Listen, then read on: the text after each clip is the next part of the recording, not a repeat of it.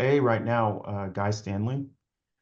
He's an art. He's a Haitian artist out in New York right now. And what I really admire about him, his work is really good, but I had the privilege to talk with him and just understand how more behind the paintings, because from his standpoint, he does make beautiful work, but it was how do you get your work out there? Because nobody knows who you are. And so what they may not teach you, or you're going to have to find out, is you're going to have to, depending on what you want or what I want with my career, is people have to understand what I do, because I want people to understand the things that I'm learning because it's benefiting me in terms of my own journey in my life. So I need a platform. I need to talk. I need to speak. How do I do that? Well, you got to put yourself out there. Okay, well, that means marketing. How are you going to market yourself? Branding, all sort of stuff. So Guy really taught me the power of leveraging yourself. And it's not in a bad way. It's not in some, pompous way. It's basically you really have to be confident. Be because everybody's going to have an opinion about your work, but what do you say about it? And not allowing people to sway, what you say and what you feel and what you think, because there was a moment where I had my first offensive art piece, and somebody was offended by it. And I was like, oh, like so this is what it does. And how it makes people react.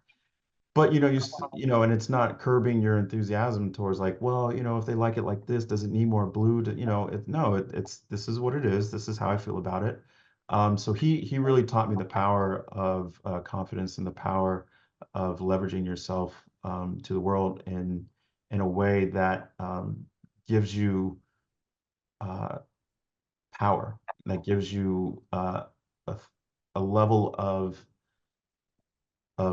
how can I say weight to your words, because it's like to me I have a solution to a lot of people's problems because I'm finding those solutions to myself. However, sometimes people listen to you a little bit different when it's like, oh, that person said it, and so he was one. And then also Mark Bradford.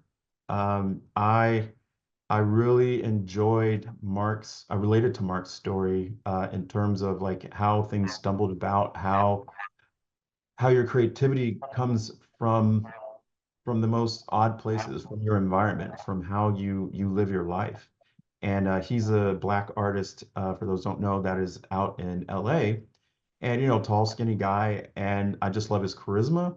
But I love how he has his work from the environment onto a canvas. So it's inspirational to find like, well, what objects that I use in my life to help explain the things that I'm trying to put on a piece, because my work is conceptual, so I need to use the things around me to communicate as clear as possible to myself, like this is what the point or the punchline or the tension that needs to happen. So great speaker, makes you relax, and that's what I want with my work, is to kind of get people to get off of the pomp and circumstance, the elevator pitch. Like, let's just have that living room conversation, and let's just go deep and talk and figure this thing out. Like, let's just remove the veil. Where are you from? I like long walks on beaches. Like, no, no, no. Like, I'm interested in authenticity, and I'm interested in the real you. I'm interested in the real me. And I never had, or not I never had, growing up as as an African American in my world, I was the token black guy, so I didn't know how to. I did a lot of survival skills, and those survival skills didn't really allow me to be authentic, right? It got me through life through a certain point in time.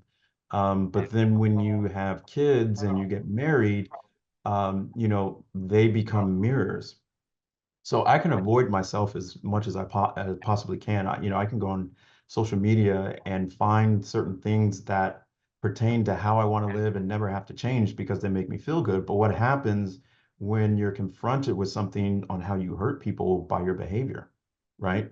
what happens when other people are at stake that you love. So it's it's forced me to grow up in a lot of ways. And so what I try to do is understand who Brandon is as a person, and then I have to track back. And that's why I say trauma. And I know it may be a, a catchphrase right now, but trauma in the sense of like, I think my story is more relatable because mine may have been more of death by a thousand paper cuts. Mine wasn't, uh, some really Hollywood dramatic story. It was just this little thing over here that led to that, that led to this. And in my world, what I've learned is that trauma affects your DNA. Trauma affects your livelihood. That's why you say, "I will never ever do this." So you shut yourself off from certain things um, because A, B, C, and D.